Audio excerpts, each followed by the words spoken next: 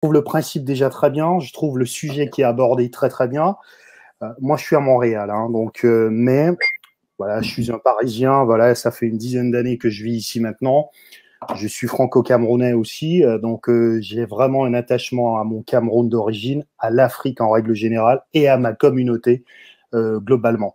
Alors, moi, le sujet, il est intéressant parce que qu'est-ce qu'il montre? Ben, puisque là, je crois que tu parlais d'Aya Nakamura, hein, je crois, c'est ça? Oh, notamment, oui, oui, oui. Voilà, alors l'exemple, il est parfait. Alors, je vais vous dire pourquoi je trouve que l'exemple sur Aya Nakamura est parfait.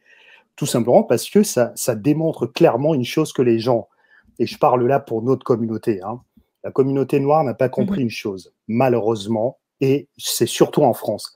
Et je vais vous dire, c'est une des raisons pour lesquelles je voulais absolument partir de France. Parce Oui. que depuis ma tendre enfance, et puis j'ai grandi plutôt en France, hein, je suis né au Cameroun, mais j'ai grandi en France. Alors, j'ai rapidement, parce que j'ai eu la chance, grâce à mon père aussi, d'avoir voyagé dans la vie, et j'ai rapidement vu que la communauté noire, entre guillemets, en France, est totalement lobotomisée. Bah, pour moi, c'est la pire. Je suis totalement d'accord avec toi. C'est Alors, le maître de France, c'est il faut voyager. complexé, aliéné, mais C'est totalement. un truc de dingue. Il faut voyager, s'il vous plaît, pour vous en rendre compte. Pourquoi? Parce que la communauté noire est rentrée dans cette tartufferie qu'on a inventée en France, qui est, comment on appelle ça encore, le pot commun. Hein. On est tous ensemble. Vous regardez les slogans qu'on balance en France en permanence d'ailleurs, sur notamment tous ensemble, une population, une communauté nationale. Bref, c'est toujours des mots comme ça qui sont angéliques, qui sont super beaux sur le papier, alors que nous savons tous que la France elle croule par exemple sous du racisme systémique de masse. On n'a qu'à regarder les nombreuses discriminations qui n'en finissent plus en France. C'est une des raisons pour lesquelles moi j'ai dit j'ai pas envie de passer ma vie dans ce pays-là. Je veux voir autre chose parce que j'ai un mindset justement qui est beaucoup plus large que ça. J'ai une vision au grand angle. Et donc, l'exemple d'Aya Nakamura est parfait parce que la pauvre, ben, elle a compris toute seule, j'espère, concrètement ce que veut dire vraiment la communauté, le communautarisme. Parce que ça aussi en France, il y a un problème en France avec le terme communautarisme. C'est toujours vu négativement. Eh bien, je vais vous dire, parce que malheureusement pour les Noirs en France, tout ce que vous faites en France, c'est parce que vous l'avez vu en Amérique du Nord. C'est-à-dire que vous calquez en permanence ce qui est fait en Amérique du Nord. Et je vais vous dire, parce que là, en France, c'est en train d'arriver, et j'espère que ça va arriver, mais de manière foudroyante. Qu'est-ce que je veux dire par là? Ici, au Canada ou aux États-Unis, Black Honey, on consomme d'abord dans ma communauté. Je vais vous dire un truc tout simple. Moi, quand je suis malade, je prends ma bagnole, on m'appelle, je suis désolé. Moi, quand je suis malade, je prends ma bagnole, je vais dans une pharmacie qui est située à plusieurs kilomètres de chez moi, même quand j'ai des maux de tête, des migraines, etc., pour acheter chez une pharmacienne noire. Ça vous donne un peu l'idée, en fait, de tout ce débat-là. Et c'est ce qui se passe pour Aya Nakamura, parce que qu'est-ce que c'est la solidarité? La solidarité, c'est une attitude sociale de réciprocité et d'assistance qui existe entre les personnes d'un groupe social du fait du lien qui les fédère. On est d'accord sur ça. Ça, c'est la définition de la solidarité. Mais alors, regardez la communauté noire en France. On la balade toujours dans une idée comme ça de la France qui est inexistante, qui est totalement hors sol, parce que quand vous regardez les Blancs en France, ils savent très bien qu'ils existent. Hein. Donc, ce n'est pas offensant que pour ceux qui veulent être offensés, hein, ce n'est offensant, pardon, que pour ceux qui veulent être offensés, lorsque vous choisissez volontairement d'encourager prioritairement vos semblables. Les Blancs ne font pas tous leur possible, enfin, en tout cas, ils font tout leur possible pour trouver d'autres entreprises blanches ou d'autres personnalités blanches chez qui ils vont donner soit leur voix, soit leur pouvoir d'achat. Donc ça, c'est comme ça. Un blanc, mécaniquement et instinctivement, va soutenir un blanc. Et même s'il a été structuré dans un environnement qui est dans le nihilisme de la race, il reconnaît des gens qui lui ressemblent. Et ce n'est pas négatif en soi. Nous avons là, je crois, un monsieur qui est blanc, qui est Jeff Rose, hein, ce n'est pas du tout négatif. Je veux dire, quand tu arrives quelque part, tu regardes des gens qui te ressemblent. Hein. Si tu vois une personne qui te ressemble, naturellement, tu vas aller vers elle. Et assez curieusement, en France, la communauté noire ne sait pas le faire. C'est la communauté la plus débile. Excuse-moi, hein, parce que Naturi, je sais qu'effectivement, et je suis totalement d'accord avec ton discours. Moi, je suis d'accord. La masse, je l'ai dit. Exactement. Hein. J'aime bien le terme. J'aime le terme d'ailleurs de masse. Mais ça s'explique. Tout ça, ça s'explique de manière Totalement. historique. Totalement. La masse noire en France, elle marche sans tête. C'est-à-dire qu'elle refuse sciemment d'avoir un cerveau. Lorsqu'Aya Nakamura passe dans une émission qui est une émission, allez, on va dire dans laquelle tout le monde interagit, hein, toutes les communautés nationales interagissent, vous pensez que les Blancs, naturellement, vont aller voter Aya Nakamura parce qu'elle fait de la bonne musique ou parce qu'elle présente bien? Non, ils vont prioritairement aller voter des types qui leur ressemblent. Et ce n'est pas c'est-à-dire, enlevons juste la question du racisme. C'est un concept qui est articulé dans un cerveau humain. Pourquoi les Noirs ne fonctionnent pas comme ça? Et quand je suis en Amérique du Nord, que je suis au Canada ou aux États-Unis, je vois des Noirs qui, eux, fonctionnent comme ça. Et pourquoi les Noirs en France ne fonctionnent pas comme ça? Il suffit même de traverser la Manche.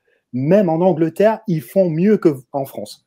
Oui, mais ça, tu le sais que la colonisation n'a pas été la même. Tu regardes les pays d'Afrique francophone, les pays d'Afrique anglophone. La France, c'est l'assimilation, la désintégration. Tu oublies ce que tu es. Là où les pays anglophones, ils acceptent encore les communautés. Donc, à partir de là, on n'a pas laissé le choix aux Noirs de France. Totalement. Mais malgré ça, les Maghrébins qui ont vécu, on va dire, la même chose que nous au niveau communautaire, ils arrivent quand même mieux à se fédérer que nous. Donc, on n'a pas d'excuses malgré tout. Totalement. Et tu as totalement raison par rapport à ça. Et moi, je terminerai par ça en précisant. Donc, il y a une chose, il y a une personne qui l'a dit tantôt. Regardez, moi, j'ai une entreprise de photos. D'accord? Je suis photographe et j'agis plus ou moins dans le marketing digital. Et à chaque fois que j'ai un client noir, c'est toujours une galère pour avoir mon blé, une galère pour finalement, comment dirais-je, fédérer ma clientèle. Parce que c'est une clientèle volatile, c'est une clientèle qui ne comprend pas du tout les enjeux, tandis que chez les autres, ce n'est pas le cas. Écoutez, être solidaire, c'est l'aboutissement de la loi de l'amour. Ça veut donc dire que le problème à la base que la communauté noire en France a, à mon avis, c'est qu'elle n'apprend toujours pas à s'aimer elle-même prioritairement. On reçoit en retour de la reconnaissance et on renforce notre pouvoir lorsqu'on s'aime prioritairement. Naturi, si tu t'aimes toi prioritairement, la personne qui va être dans ton entourage t'aimera tel que tu t'aimes parce que ça se voit, c'est-à-dire c'est perceptible. Et c'est évident. Quand je te regarde, je vois une belle femme noire qui s'accepte telle qu'elle est. Je ne suis pas en train de te faire de la flagornerie, mais je le ressens, ok? Je vois une femme qui est bien articulée, qui est à l'aise avec elle-même, qui n'a pas de problème avec son phénotype. Quand je regarde certaines femmes noires en France, je suis toujours désarçonné de voir des gens qui sont déséquilibrés, qui ont des problèmes pour accepter, par exemple, allez, tiens, leurs cheveux, pour s'accepter leur épiderme, plein de choses comme ça, qui écoutent même parfois des courants musicaux qui n'ont rien à voir avec les leurs, parce qu'il faut absolument qu'ils soient intégrés dans un système qui, de toute façon, va les rejeter, ou qui va les nier, ou qui va refuser absolument d'accepter qui ils sont singulièrement. Et donc, c'est ça, pour moi, le problème que j'ai vraiment avec, globalement, la communauté noire en France. Et Aya Nakamura, je répète, ce n'est vraiment pas ma came aussi, musicalement, mais elle a, la pauvre, malheureusement, cruellement, découvert ce que c'est le pouvoir de la communauté. Parce qu'elle a beau être une noire qui a grandi dans des banlieues françaises, qui a des proches qui sont noirs, arabes, tout ce que vous voulez, ça reste une noire dans le regard de l'autre. Donc, il va falloir qu'elle intègre définitivement que la force va d'abord venir de sa propre communauté avant qu'elle puisse justement se propager. Jay-Z n'est pas riche aujourd'hui parce que ce sont les Blancs uniquement qui ont donné de l'argent à Jay-Z. La communauté noire a participé à l'essor économique de Jay-Z. Beyoncé, c'est pareil. Écoutez, Jay-Z, il a créé une boîte qui s'appelle Rockefeller Records. OK? Il était avec Damon Dash et Karim Biggs. Ces trois gars-là, qu'est-ce qu'ils ont dit? Trois noirs. Hein? Ils ont simplement dit, toi, Jay-Z, tu sais écrire des mots, tu sais percuter les cerveaux avec comment tu racontes des histoires de quartier, la drogue, le business, tout ça, ton lifestyle. Toi, tu vas te concentrer sur l'écriture. Dame Dash, il a dit, moi, je vais me concentrer sur le marketing. Je vais aller charbonner, je vais aller ouvrir des boîtes des boîtes de records pour vendre justement ta cam. Et Karim, il a dit quoi? Écoutez, moi, je vais te fournir ton lifestyle. C'est-à-dire que les gens vont se concentrer sur ce que tu racontes vraiment en voyant vraiment que tu as des Mercedes, que tu as tout ce que tu as. Donc, moi, je vais m'occuper de ce paravent. Tous les trois, ils ont donc fait un boom grâce à leur communauté. La fanbase, la base de Jay-Z, ça a été donc la communauté noire. Idem pour toutes les... Et d'ailleurs, tu dois le connaître, tu dois le savoir, toi, Naturi. La majorité des stars noires qui ont émergé, ça va de James Brown à qui vous voulez, ils ont percé aux États-Unis avec les 10% de la population américaine qui sont noirs. C'est-à-dire que c'est nous qui faisons les sujets trend. C'est la communauté noire qui est trendy.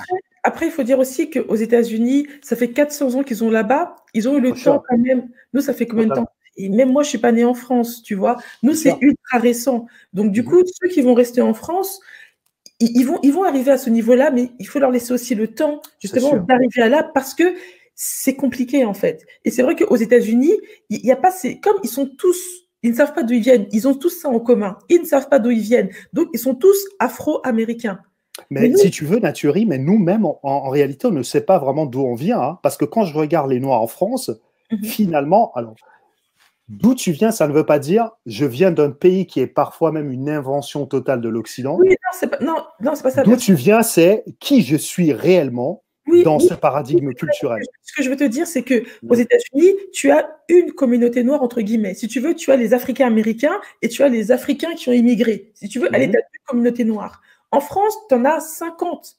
C'est ça le problème. Tu as les Maliens, tu as les Sénégalais, tu as les Camerounais, tu as les machins. Donc, chacun reste aussi dans sa communauté, ce qui fait qu'on a beaucoup plus de mal à s'ouvrir. Tu as plein d'associations sénégalaises. Il n'y a que des Sénégalais dedans. Les Camerounais ne vont pas là-bas. Et inversement. Or qu'aux États-Unis, il y a moins ce problème-là. Donc, du coup, une communauté noire, à part les Africains qui, eux, ont immigré là-bas, qui sont venus après, qui, on va dire, allez, on sépare peut-être d'eux, mais nous, en France, on n'a pas ça. Donc, on a encore, entre guillemets, ce tribalisme qui fait que, après, tu as les Antillais, les Caribéens, eux-mêmes ne sont pas avec nous non plus. Donc, ça fait qu'on a beaucoup trop de divergences et que nous, notre rôle aujourd'hui, c'est d'arriver au même niveau que les Afro-Américains et se dire que c'est vrai, on ne vient pas tous du même endroit, etc., mais on a tous le même but commun et on doit se fédérer en tant que communauté noire au-delà de nos différences.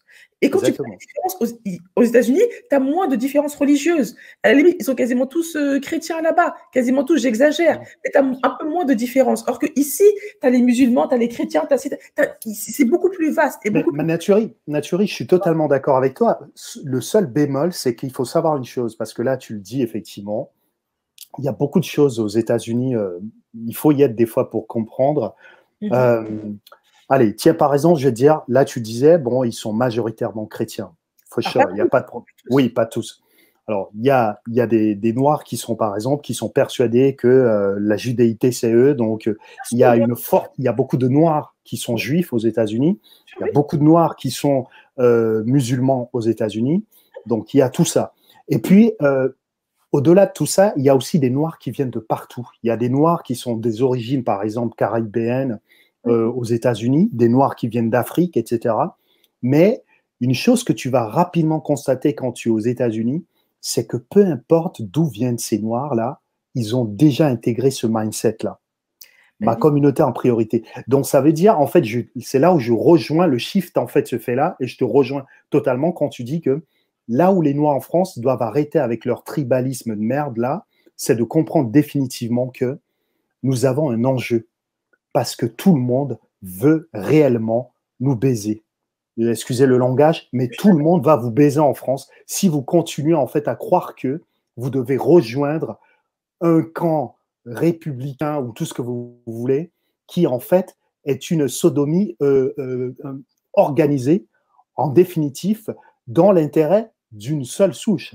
Parce qu'à la base, et puis je vais finir par une note positive, parce que mine de rien, il y a quelque chose qui est bien dans tout ça, c'est que j'observe tout de même que la communauté noire d'aujourd'hui, et je suis fier de voir de plus en plus des naturis comme toi, ou ça m'arrive aussi de passer chez notre frère Philippe Simo, des gens comme vous, de plus en plus, il y a de l'engouement. Okay, moi, j'ai 40 balais aujourd'hui, j'ai 41 ans, d'accord. Je me rappelle qu'il y a quelques années, quand je parlais de ces sujets à la faculté, par exemple, quand j'organisais des rencontres au sein de la communauté, on arrivait parfois, on était 4, 5 personnes à parler de nos problématiques. Aujourd'hui, je vois, c'est vrai avec l'évolution aussi des réseaux sociaux, il y a de plus en plus, il y a cet engouement. Les Noirs ont compris, sont en train de comprendre qu'il faut réellement penser d'abord à soi. Ça ne veut pas dire que tu es contre les autres. Moi, je ne suis pas contre les autres. Hein. Mais je considère que pour que je puisse être aimé par l'autre, je dois lui servir le meilleur de moi-même. Le meilleur de moi-même, c'est d'être fier totalement de ma négritude. Comme toi, je ne sais pas moi, un Basque, un mec qui vient de Bayonne, genre je dis des conneries, serait d'abord fier d'être basque, et quand je vais le rencontrer, nous serons fiers d'échanger entre nous. Il faudrait que la communauté noire comprenne donc ça en France. Ça commencera par vous-même. Si vous voulez vraiment que ça marche, il va falloir que vous consommez d'abord chez vos propres semblables. Quand Naturi fait des choses, allez l'aider, filez-lui un coup de pouce, mettez des likes. Ça aussi, c'est hallucinant. Savez-vous que, par exemple, dans le milieu, par exemple, de l'influence, parce que ça, c'est une économie, c'est une réelle économie aujourd'hui. Il y a des gens qui réussissent leur vie en créant des contenus. Savez-vous que dans ce milieu-là, les Noirs sont même très mal lotis aussi, tout simplement parce que, et pourtant les Noirs ont, mais alors je suis parfois surpris, ça m'arrive aussi de discuter de ça avec des Noirs ici en Amérique, qui me disent, mais je ne te dis pas les sujets que nous sortons, que nous n'avons jamais vus chez les Blancs être traités. C'est clair, je suis d'accord à 100%. Mais une chose incroyable, c'est que chez les autres, ces sujets-là, lorsqu'ils se mettent à les faire, il y a une masse et de noirs et tout ce que vous voulez qui se ruent derrière, alors que les mêmes sujets ont déjà été traités par la communauté v'là du temps. Donc, il faut vraiment qu'on sorte de ce mécanisme-là et de comprendre que pour que ça marche vraiment, on doit s'aimer. Et ça se voit. Il suffit de voir, par exemple, dans Instagram. Instagram, c'est un de mes réseaux préférés. Je regarde comment se comportent des fois les afro-descendants dans ce réseau. Je suis sidéré. Et quand tu vois des gens qui refusent de partager des contenus de leurs semblables pour les propager, alors que quand vous regardez les influenceurs eurocentrés, ben ces gens-là, ils travaillent entre eux. C'est pour créer l'engouement. Ils ont compris, parce qu'ils ont compris ce que c'est la solidarité. Donc, nous devons définitivement comprendre c'est quoi la solidarité. La solidarité, écoutez, c'est le truc le plus vieux du monde. Ça va même des syndicats. Des gens se mettent ensemble pour être une force par rapport au patronat. Eh bien, vous devez vous mettre ensemble pour vous aimer, pour qu'on puisse vous aimer à votre juste valeur. Donc, moi, je termine par ça. C'est vraiment un plaisir de découvrir ta chaîne. Et je vais continuer à la suivre parce que… Par rapport à la note positive que tu disais, bon, moi, ils le savent, moi, ça fait 17 ans que je conscientise les gens, donc je n'ai pas commencé hier, ça fait 17 ans que je veux dire, avant, YouTube n'existait pas, Instagram n'existait pas, Twitter, Facebook, c'était vraiment sur les forums, etc. Et comme je dis toujours, il y a 17 ans, quand je disais aux gens, je leur disais juste, trouvez un jour par mois où vous allez consommer chez un frère ou une sœur. Je leur disais un jour par mois, on me traitait d'extrémiste, de raciste et de radical. Ça n'a rien à voir. Aujourd'hui, les gens en France disent oui, consommer noir. Donc, tu vois, quand je vois l'évolution il y a 17 ans, où on me traitait d'extrémiste, de raciste, de radical, parce que je disais aux gens, allez une fois par mois, donnez votre argent dans un business noir. Une fois par mois. Je n'ai même pas dit tous les jours, j'ai dit une fois par mois.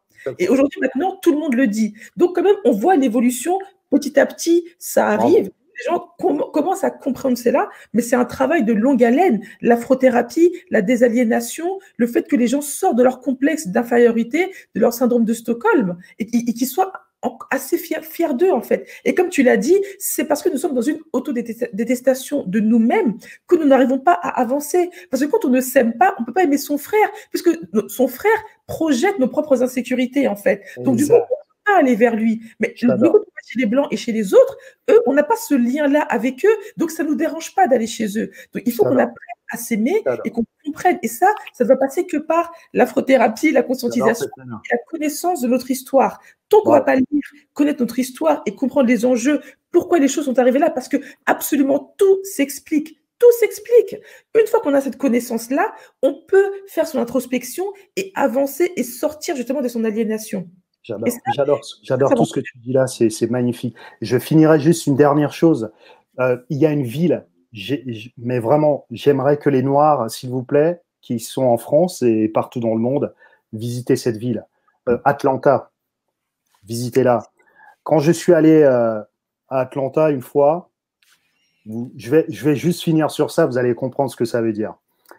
J'étais avec un copain, je discutais avec lui, on rentre dans un café, pendant qu'on est en train de rentrer dans le café, on voit arriver en fait une Maybach, vous savez, c'est le haut de gamme de Mercedes, là, qui arrive, noir, mais noir mat, magnifique, elle gare, je vois un monsieur qui sort dedans, c'est un homme noir, qui est quelqu'un qui fait du business. Et donc, nous, on était à l'extérieur du café, on parlait et on voit ce monsieur. On s'arrête, on lui lâche un sourire, il vient vers nous, il nous serre la pince et on se met à discuter. Et il nous explique grosso modo que lui, il est champion dans l'immobilier et que il aide sa communauté depuis de nombreuses années aujourd'hui à acquérir donc des biens immobiliers et que ça marche fort. Eh bien, ça, c'était il y a, je vous prends cet exemple-là, ça date de quelques années, je me rappelle plus très bien, mais pour vous dire qu'en fait, et arrive un monsieur, parce qu'il allait laver sa voiture à côté, arrive un monsieur, il lui lance ses clés, il lui dit « Ok, dans combien de temps je pourrai avoir ma bagnole ?» Le gars lui dit « Reviens dans une petite heure, ça devrait le faire. » Il lui lance ses clés et il lui dit comme ça « Parfait. » Et quand je vois partir ce mec, c'est un petit blanc qui allait lui laver sa bagnole. Et il nous a dit comme ça, ce qui est important, c'est que je donne à manger à tout le monde, mais en priorité à ma communauté. Je m'assure d'abord que ma communauté, tout va bien pour elle. Donc, tant que ma communauté est bien, tout va bien. Parce que je vais continuer à progresser économiquement, financièrement, et je vais aussi renvoyer la balle à ma communauté. C'est ce que nous devons tous faire. Quand Naturi fait des choses, encouragez-la, parce que quand elle va exploser, quand elle sera en haut de l'échelle, elle ne va pas lâcher sa communauté, parce que sa communauté l'a aidée. C'est ça qui arrive parfois à certains Noirs. Ils ont de l'aigreur, ils ont beaucoup de rancœur. C'est juste incroyable. Des artistes noirs de France, parce que les gens passent leur temps à demander à Maître Gims, à demander à un tel, c'est de faire ça. Mais est-ce que vous demandez à ces artistes-là de soutenir la communauté? Est-ce que vous avez déjà acheté ne serait-ce qu'un seul de leurs disques? Jamais. Voilà. Travail et vous voulez en retour, mais quand ils réussissent, ils ne vont pas penser à vous. Ils seront aigris. Exactement. Vous avez déjà streamé Maître Gims? Allez streamer Maître Gims. C'est pas ma cam non plus. Je suis sûr, il y a certains d'entre vous qui n'écoutent pas ça. Moi, j'aime vraiment que le R&B soit du R&B. J'aime vraiment que le rap soit du rap. Mais quand je vois qu'il y a un type, je peux vous dire, moi, je suis fier de Maître Gims. J'ai regardé son émission là sur Netflix, son docu. Oui, je l'ai regardé et je me suis dit, c'est probablement pas ma cam, mais j'ai beaucoup de respect pour ce mec parce qu'il a fait le Stade de France, bordel. Il a fait le Stade de France et ce type-là, mais il baisse tout en France. Il peut ouvrir n'importe quelle porte. Et tant que la communauté noire ne va pas comprendre qu'elle doit absolument être derrière les siens, ça ne va jamais marcher. Parce que nous devons maintenant, nous sommes arrivés, nous sommes une communauté qui est vraiment là maintenant, bien installée en France. Je veux dire par là, il y a des Noirs qui font partie de la classe moyenne. Il y a des Noirs qui font partie de la classe bourgeoise en France. C'est inadmissible qu'on ait encore des Noirs. Moi, je le sais parce que j'ai des amis noirs qui sont blindés en France. quand tu es avec eux à Neuilly et machin, ou à, comment on appelle ça, ce quartier à côté de Neuilly, là encore, bref, dans tous les cas, quand je suis avec eux, je les vois, comment ils sont en train de faire du show-off. Et quand je leur dis, mais c'est l'attitude justement du pauvre que tu es en train de faire. Ça, c'est l'attitude d'un pauvre. Parce que lorsqu'on a de l'argent, on est bien équilibré avec ce qu'on possède. On n'a plus besoin de le montrer comme des pancartes publicitaires. On a besoin de plus de gens qui réussissent parce qu'on a besoin justement d'arriver au top de la société et d'être respecté. Demain, on pourra respecter nos votes, on pourra respecter notre argent.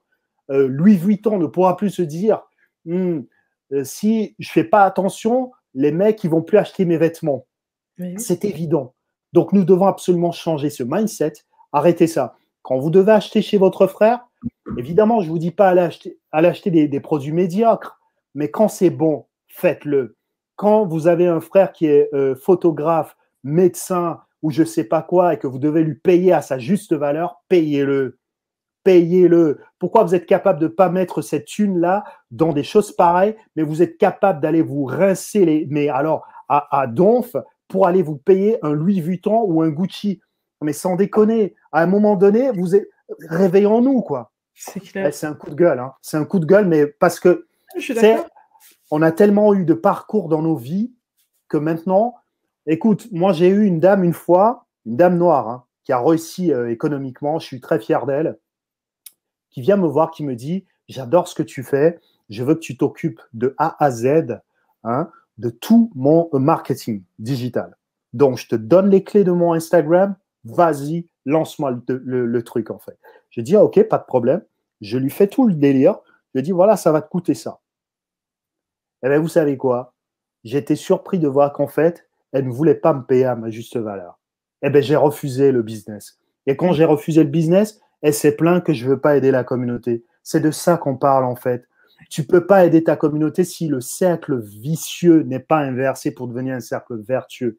Nous devons absolument le faire. Moi, je dois donner de l'amour à Naturi. Je dois donner de l'amour à Bishop, même à Jeff, à Sunfire Blaze, à everybody. Je dois donner de l'amour à tout le monde. Mais pour que ça puisse marcher, il faut qu'au sein de ma propre famille, ça marche. Quand vous voyez votre soeur, votre frère, vous commencez à l'insulter dans les rues parce qu'ils ont… Ok, moi aussi, j'aime pas les cheveux, les mèches qu'on a ramassées sur les morts.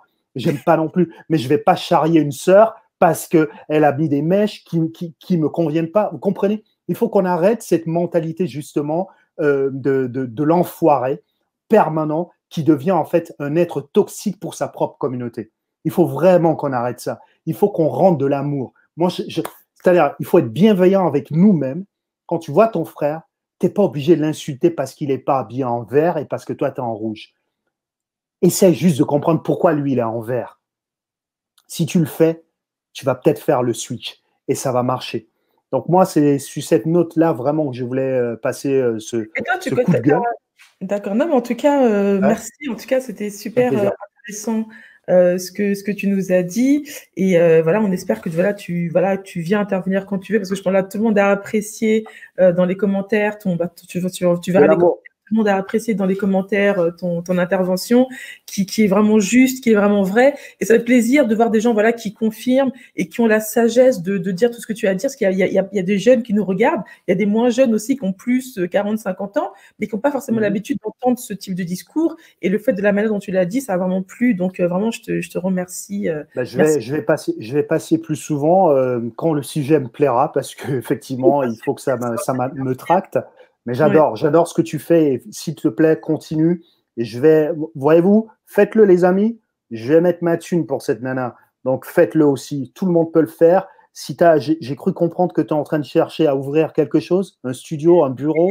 On a créé une fédération justement qui s'appelle Notre Bureau pour justement fédérer la communauté noire de France pour qu'on puisse s'émanciper au niveau économique, au niveau judiciaire, au niveau social, voilà, tous les niveaux. On va créer une pépinière d'entreprises dans nos locaux pour soutenir 10 entrepreneurs de la communauté qui n'ont pas les moyens de payer un local. Et on va vraiment faire plein d'activités pour la communauté. Et donc, du coup, on a une cagnotte. On a besoin de 50 000 € pour le bail, pour tout, l'agencement, etc. Donc, on a lancé une cagnotte en ce sens. Parfait. Je vais checker cette cagnotte-là. Rappelez-vous, Nipsey Hussle, il a fait ce genre de choses. Il a compris très rapidement que dans la communauté noire, on avait beaucoup de Noirs qui sont des génies en ce qui concerne, par exemple, les nouvelles technologies, tout ce qui se passe justement, donc là, qu'on appelle ça, rappelez-moi en fait le coin où il y a Apple, tout ça. Ah, la Silicon La Valley? Silicon Valley, merci. Donc, Nipsey, il a créé justement une boîte dans laquelle il essaie justement de créer du lien avec tous ces jeunes noirs et ça marchait de fou. Donc, oui, Naturi, si tu dois créer un truc comme ça, où nous allons effectivement venir greffer tous ces gens-là qui sont pertinents, qui sont intéressants, faisons-le. Je vais mettre ma thune, mettez vos thunes, les mecs. OK? Merci. Dis-moi, ouais. est-ce que tu as un site ou quelque chose pour faire ta pub? Parce qu'il y a plein de Canadiens, il y a plein de Canadiens, même c'est digital, donc c'est même pas pour le Canada, tu peux travailler avec n'importe qui en fait. Bien sûr, dans ce réseau-là, ça concerne tout le monde. Ben, vous pouvez me retrouver sur Instagram parce que c'est mon réseau préféré. Hein. Je préfère Instagram. Malheureusement, je sors d'une année précédente de hacking. Nous étions 10 000 abonnés. Malheureusement, ma page a été hackée, mais c'est pas grave. Donc moi, je suis un résilient, je continue. Donc là, on est, je crois, 1700 individus ou 1600 individus. J'en sais fichtrement rien. Mais vous pouvez checker. C'est très Olympe comme mon nom est là. Donc ça fera plaisir. Et puis voilà, si tu as une page Instagram aussi, ce sera génial. Je vais m'y abonner, voir un petit peu ce que tu fais. Moi, par contre, c'est Naturi Eben. Attends, j'essaie d'ouvrir ta page pour regarder. Attends, je vais comme ça. Je vais. Hop. Moi, je fais de la photo. En règle générale, moi, je fais de la photo. Je fais du marketing digital. J'ai un website aussi qui est en train de se remettre en place parce qu'après mon hacking, là, j'ai vraiment eu. Vous pouvez regarder ma chaîne YouTube aussi, là, parce que malheureusement, j'ai eu l'année 2019, lorsque j'ai commencé à m'intéresser à des sujets comme ceux que nous avons en France, là, présentement, notamment la question sur Lilian Thuram, qui a fait couler pas mal d'encre en France. Ben, j'ai suivi derrière une litanie de hacking, de gens qui tentaient en permanence de hacker ma page. Vous devez le savoir. Hein. Lorsque tu montes, ben, tu te fais taper. Donc,